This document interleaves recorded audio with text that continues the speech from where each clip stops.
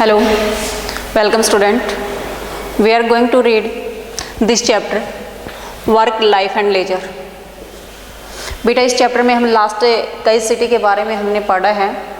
France की Paris जो कि उसकी कैपिटल है उसके बारे में, लंदन के बारे में, बर्लिन जो जर्मनी की सिटी है, टोक्यो जो जापान की सिटी है और हमारी मुंबई सिटी। इन सभी सिटीज़ के बारे में हमने काफ़ी एक्सप्लेन करके पिछले वीडियो में जानकारी ली थी। तो अब हम इसको मुंबई को ही आगे रिक्लेमेशंस जो कार्यक्रम उसके अंदर हुआ था, काम हुआ था, उसके बारे में चर्चा कर रहे हैं। तो लैंड रिक्लेमेशंस के लिए प्रयास किया था मुंबई के अंदर। वो प्रोजेक्ट सबसे पहले स्टार्ट हुआ था 1784 के अंदर।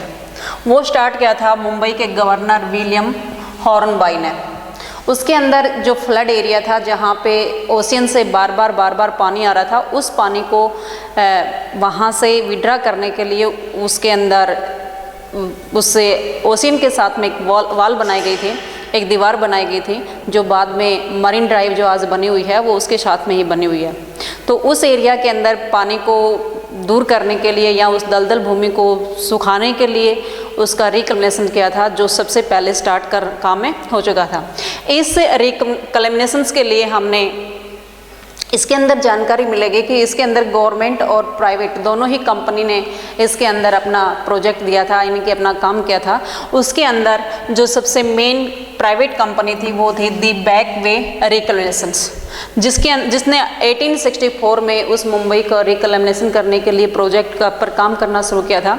उसने मालाबार से लेकर के, मालाबार जो हिल है वहाँ से लेकर कोलाबा हिल तक उसने उससे जो आज मरीन ड्राइव बना हुआ है वहाँ तक का एरिया सारा का सारा सुखा करके उस लैंड का रिक्लेमेशन किया था, उसका सुधार किया था। It's okay. नेक्स्ट पॉइंट पे हमारे पास आता है बॉम्बे पोर्ट ट्रस्ट, जिसने काम किया था 1914 से लेकर के 1918 तक। उसके अंदर ब्लार्ड स्टेट्स, जो उस मुंबई में जो पोर्ट है बनाया हुआ है ब्रिटिश ईस्ट इंडिया कंपनी के द्वारा, जो पोर्ट बना हुआ था, फोर्ट जो फोर्ट बना हुआ था, वो फोर्ट एरिया इट मीन्स उनका रेजिडेंस एरिया होता था ब्रिटिश ईस्ट इंडिया कंपनी का। उसके साथ में ही उन्होंने बेलार्ड स्टेट्स बनाया था, जो 22 एकड़ में फैला हुआ था। तो ये मुंबई की लैंड का सुधार करने के बाद ही उसको एस्टेब्लिश किया गया था। It's okay. नेक्स्ट पॉइंट पे हमारे पास मुंबई की सिटी के बारे में आता है, क्योंकि मुंबई तो सिनेमा जगत की जितनी भी हस्तियां हैं वो सारी मुंबई में उसका रेजिडेंस है। तो मुंबई हमारी इकोनॉमिक कैपिटल के रूप में जानी जाती है। इकोनॉमिक कैपिटल का मतलब है कि वो सबसे ज़्यादा जो धन दौलत है हमारी इंडिया के अंदर वो मुंबई के लोगों के पास ही है। तो सिनेमा से जुड़ी हुई सारी जो एक्टिविटी होती है, जो भी फिल्म आदि बनती है, वो सारी वहीं से होती है। तो इसके अंदर मुंबई में सबसे पहले जो उसकी मुंबई का ही जिक्र करने वाली जो फिल्म बनी थी वो CID बनी थी, जो 1956 में। इसके अंदर मुंबई की एक गाना दिखा करके उसको एक्सप्लेन किया गया है, मुंबई के ऊपर ही उस गाने को शो किया है। उसके बाद में गेस्ट हाउस से जो नेक्स्ट मूवी बनी थी वो 1959 में। इसमें मुंबई को ही एक गाना था, वो मुंबई के ऊपर ही उसकी एक तरह से पूरी फीचर को दिखाने वाला गाना था। तो मुंबई का प्रदर्शित करने वाला गाना गेस्ट हाउस फिल्म में दिखाया गया है। जो हमारे इंडिया के अंदर फर्स्ट मूवी चली थी, मूवी भी कह सकते हैं या फिर हम ये कह सकते हैं कि ये एक रेसलिंग ग्राउंड, हैंगिंग्स गार्डन का रेसलिंग ग्राउंड इट मीन्स जो कुश्ती का मैदान था, वहाँ उसको शो किया गया था 1906 में। ये किसने शो किया था? ये शो किया था हरीश चंद्र सखाराम भाटवाडेकर। हरीश चंद्र सखाराम भाटवाडेकर ने रेसलिंग ग्राउंड का एक कुश्ती के मैदान में कुश्ती करते हुए सीन को प्रदर्शित किया था 1896 में। सबसे पहले हमारे पास जो मूवी बनी थी वो बनी थी 1913, राजा हरीश चंद्रा जो मूवी हमारे इंडिया के अंदर 1913 में बनी थी, वो दादा साहेब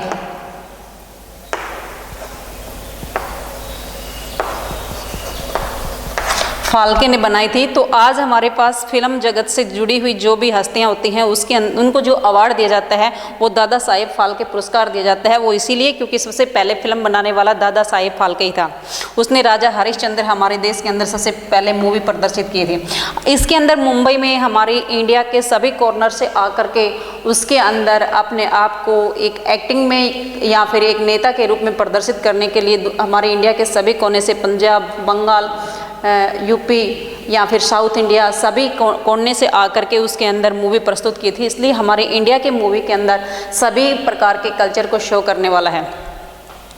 नेक्स्ट हमारे पास है, उसके अंदर जो मूवी प्रस्तुत होती है उससे पहले उसकी स्टोरी लिखी जाती है। तो जो स्टोरी फेमस राइटर थे स्टोरी लिखने वाले, वो हमारे पास ये हैं इस्मत चुगताई, सादत हुसैन मंटो। ये इसमें फेमस से राइटर हुए हैं जो मुंबई के अंदर फिल्म बनाने के लिए उनकी जो स्टोरी लिखने वाले हैं। तो ये हमारे पास मुंबई की थी। मुंबई की एक तरफ हमने उसकी जो स्लम है यानी कि जो झुग्गी झोपड़ियों में बसे हुए लोगों के बारे में हमने जानकारी ली है। ठीक वैसे ही मुंबई में ऐसी भी एरिया भी है जहाँ इंडिया के सबसे ज़्यादा इकोनॉमिक कंडीशंस को एक्वायर करने वाले लोग हैं, यानी कि सबसे ज़्यादा पैसे वाले लोग भी मुंबई में ही रह रहे हैं। इससे आगे हमारे पास सिंगापुर के बारे में जिक्र आता है बेटा। सिंगापुर भी हमारे प्राचीन काल में या एंशिएंट टाइम में ये कहें कि उस टाइम पे भी बहुत सारे, सिंगापुर भी किसी प्रकार की एक जगह थी जो अनप्लान्ड से बनाई हुई थी या फिर उसमें क्लीनिंग नहीं था। बट सिंगापुर जब इंडिपेंडेंट हुआ था 1965 में, ये ब्रिटिश के कैप्चर में था जैसे हमारा इंडिया था, ठीक वैसे ही। उसके बाद में जो ली कुआन येऊ वहाँ का प्रेसिडेंट बना था, जो पीपल्स एक्शन पार्टी का लीडर था। जब ली कुआन येऊ ने प्रेसिडेंट बनने के बाद सिंगापुर को एक क्लीनिंग सिटी बनाने के लिए प्रयास किया और सभी लोगों ने उसको कोऑपरेट किया। उसने सभी की भावनाओं की अपेक्षा के अकॉर्डिंग उस सिटी को क्लीन किया और जो दूसरी कंट्री के गए हुए लोग थे उस कम्युनिटी को भी रिस्पेक्ट देने के लिए लोगों को प्रचार प्रसार के माध्यम से उसके अंदर सभी के अंदर सामंजस्य बैठाया। तो ये ली कुआन येऊ है, ये भी एक अपने आप में सिंगापुर को अपडेट करने में सबसे ज़्यादा रोल इसी का रहा है। नेक्स्ट पॉइंट पे हमारे पास आता है cities and the challenges of environment. हमने इतनी सारी सिटी के बारे में पढ़ लिया। अब चैलेंज क्या हुआ? चैलेंज के अंदर हम कोलकाता की सिटी का लेते हैं क्योंकि कोलकाता के बारे में सबसे पहले हमने जिक्र किया था।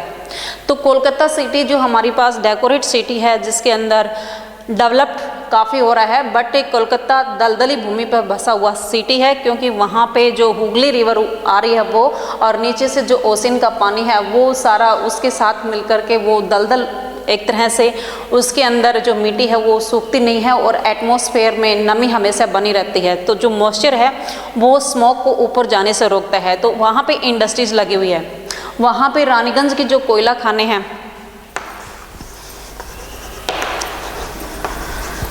रानीगंज में जो कोयला है वो उस इंडस्ट्रीज को सप्लाई करने के लिए काफ़ी रोल है। तो वहाँ रानीगंज की कोयला जो माइन है उसके अंदर से सबसे ज़्यादा स्मोक होता है और उसके बाद में वहाँ उसके जो वेस्ट बंगाल है वहाँ सबसे ज़्यादा डेंसिटी है, पॉपुलेशन की डेंसिटी भी सबसे ज़्यादा हमारे इंडिया के अंदर वहीं पे है।